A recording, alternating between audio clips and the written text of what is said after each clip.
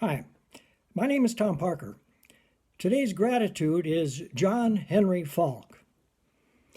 I was working at KTXZ, an AM radio station that played oldies mixed with Austin and regional music.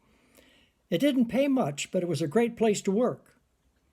Sammy Aldred did the morning show with Rocket Bob.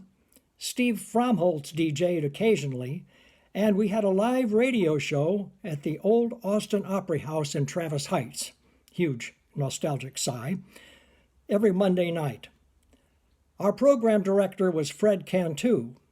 This was during the mid-'80s. I did middays. And I talked Fred into letting me do an arts program live once a week from the Driscoll Bar and Grill, which faced 6th Street.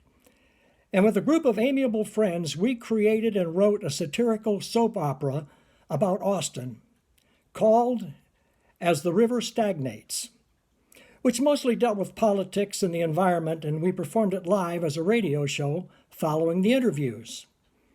I scored an interview with John Henry Faulk. I'd interviewed a number of fairly famous people by then, but John Henry Faulk was a hero. I was intimidated as hell.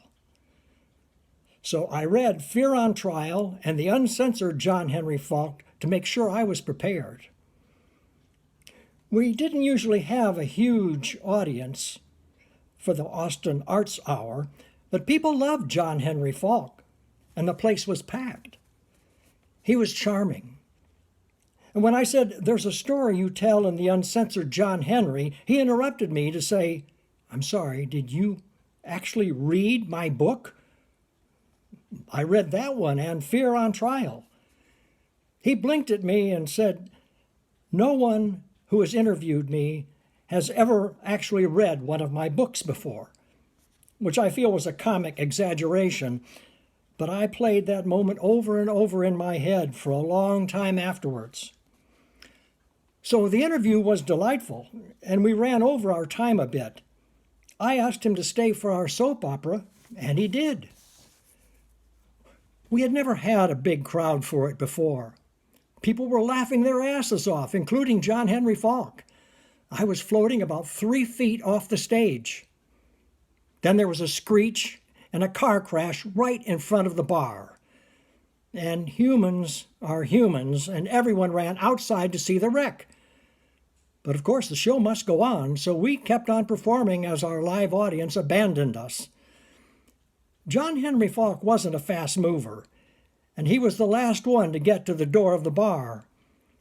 And he looked over his shoulder, and he saw us mustering on, and he looked out the door at the car wreck, and he looked back at us, and he returned to his seat, and we finished with an audience of 1.